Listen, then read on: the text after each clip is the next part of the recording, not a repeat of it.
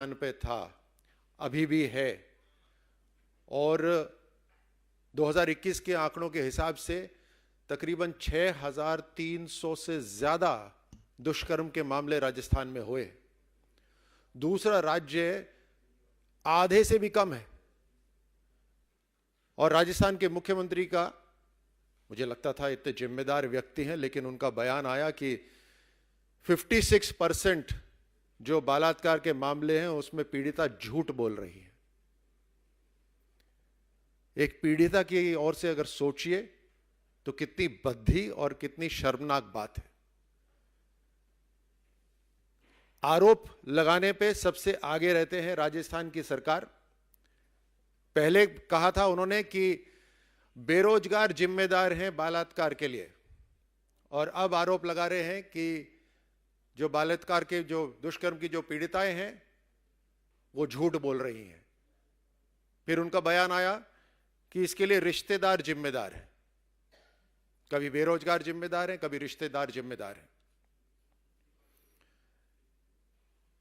उनका यह भी एक सफाई देने का एक बहाना है कि हम एफआईआर दर्ज करते हैं सबसे ज्यादा, इसलिए राजस्थान के आंकड़े ज्यादा हैं। तो मैं आपको बताना चाहता हूं कि कल रात को जिस महिला की लाश मिली, जिसके साथ बलात्कार हुआ और उसकी लाश मिली, उसके पति भवानी शंकर ने 1 तारीख को लापता होने की एफआईआर दर्ज कराने की कोशिश करी।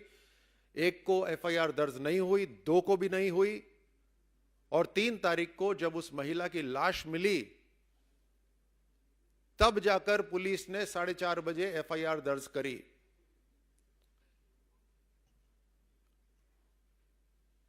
जमवा रामगढ़ के अंदर कुछ दिनों पहले एक महिला टीचर को जिंदा जलाया गया। उसने पुलिस को फोन करा, मरने से पहले उसने पुलिस को फोन करा, जलने से पहले फोन करा, लेकिन पुलिस वहां पर नहीं आई। कोटा के अंदर एक इंस्पेक्टर के घर में चोरी हो गई और 1.5 महीने बाद उसकी एफआईआर दर्ज कराई गई। यह लगातार ऐसे हो रहा है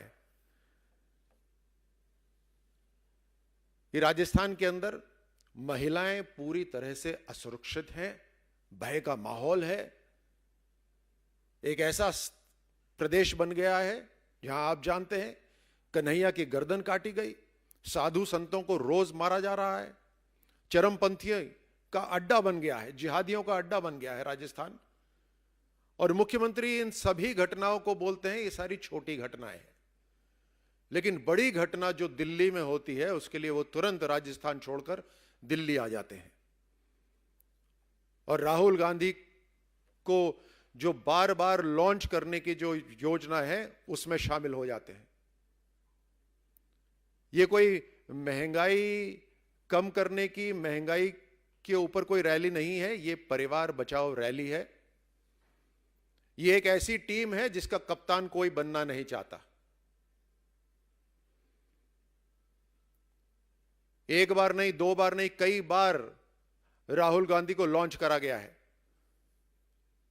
और 2014 के बाद कांग्रेस पार्टी ने 90% चुनाव हारे हैं, और उत्तर प्रदेश के अंदर 90% से ज्यादा इनकी सीटों पे जमानत जब्त हुई है। इस टीम का कप्तान कोई नहीं बनना चाहता, और इस वजह से एक बार फिर राहुल गांधी को लॉन्च करने के लिए यह योजना तैयार करी गई।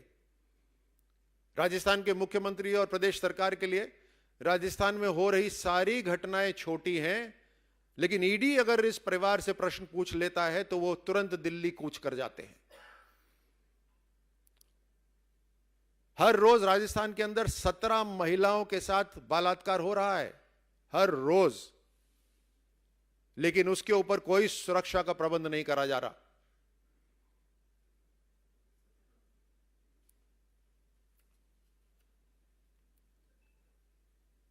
ये राजस्थान की इस हालत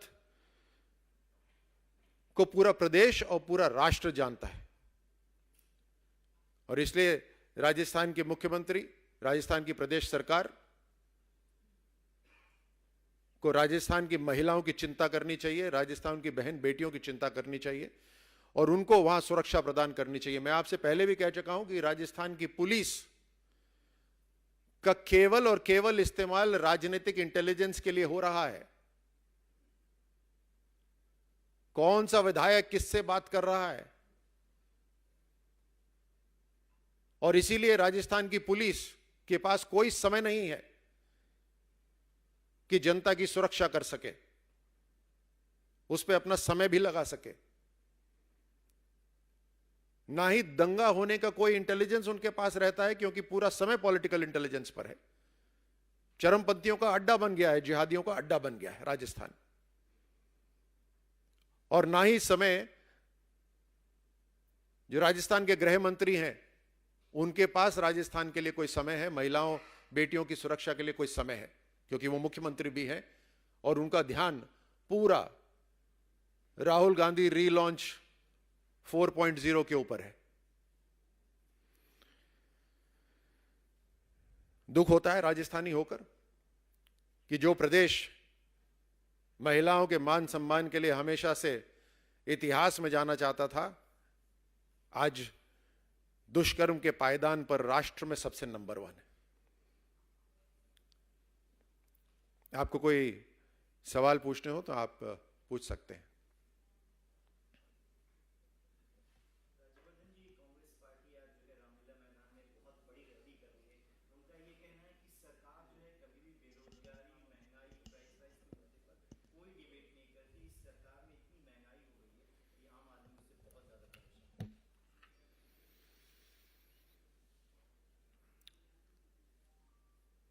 सबसे पहले तो पार्लियामेंट की जो प्रोसीडिंग्स होती हैं वो आप सब देखते हैं। जो स्थान डिबेट का है वहां पर डिबेट करने से कांग्रेस पार्टी हमेशा भागती है। सरकार और बीजेपी हमेशा सदन के अंदर डिस्कशन के लिए पूरी तरह से तैयार रहती है। दूसरी बात महंगाई की, तो जिस परिस्थिति से पूरी दुनिया निकल रही है, आर्थिक मंदी हो दुनिया के अंदर, यूक्रेन रशिया का युद्ध हो, तेल की कीमतें हो, कोरोना काल जो पूरी दुनिया के सामने रहा, उसकी वजह से जो डेवलप्ड कंट्रीज हैं वो पिछड़ गई हैं। और इस सब के बावजूद भारत की जो आर्थिक गति है वो बाकी सभी राष्ट्रों से तेज है। और ये बीजेपी के आंकड़े नहीं है, ये दुनिया की जो इकोनॉमिक जो इकोनॉमिस्ट हैं, एनालिस्ट हैं, उन सब के ये आंकड़े हैं। जो जीएसटी कलेक्शन भी हो रहा है वो पिछले 5 महीने में लगातार तकरीबन 1,50,000 करोड़ है। तो इतने हर साल जो जीएसटी इकट्ठी हो रही है वो अभी तक का जितना टैक्स कलेक्शन हो रहा था उससे कहीं ज्यादा है। और पेट्रोल की कीमतें, डीजल की कीमतों के अंदर भी देश की सरकार ने राहत दी है। उसके बावजूद भी जो कांग्रेस शासित जो राज्य हैं उन्होंने एक भी कदम महंगाई के ऊपर नहीं उठाया है। राजस्थान खुद आप ले लीजिए, तेल की कीमतों के अंदर पूरे देश के अंदर सबसे आगे जो प्रदेश है उसके अंदर राजस्थान है। केंद्र सरकार के कम करने के बावजूद भी राजस्थान सरकार ने तेल की कीमतें कम नहीं करी हैं। लेकिन यहां पर दिल्ली में महंगाई की रैली के अंदर भाग लेने पहुंचे हैं राजस्थान के मुख्यमंत्री। राजस्थान को तो रेप कैपिटल बना दिया और अब देश की कैपिटल में महंगाई की बात करने पहुंचे हैं। जी धन्यवाद आप सबको।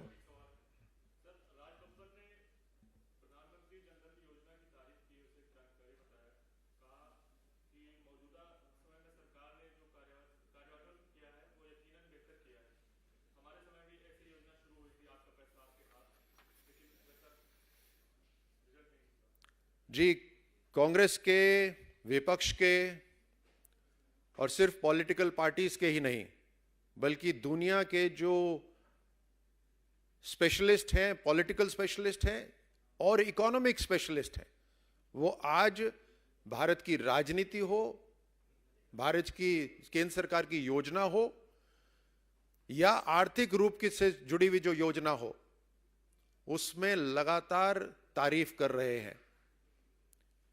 जो विदेशी मुद्रा इकट्ठी हो रही है भारत के अंदर, उसके ऊपर जो क्रिटिक्स होते थे वो तारीफ कर रहे हैं। कांग्रेस के जो लीडर कई ऐसे हैं जो कांग्रेस छोड़ छोड़कर भाजपा की तारीफ कर रहे हैं या भाजपा में जुड़ते जा रहे हैं। ये सब इसी कारण से हो रहा है क्योंकि एक वैक्यूम है कांग्रेस पार्टी के अंदर, विजन से संबंधित एक वैक्यूम है, उनकी जो रोजमर्रा की जो नीतियां हैं उससे जुड़ी हुई वैक्यूम है, लीडरशिप का वैक्यूम है, और इसी कारण से उनके हर राज्य से पांव उखड़ते जा रहे हैं।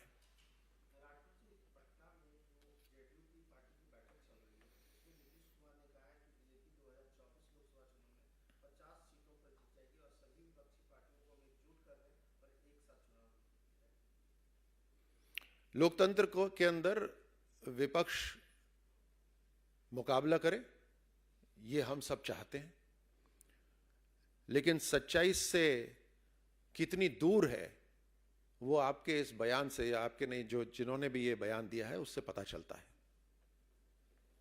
जी धन्यवाद।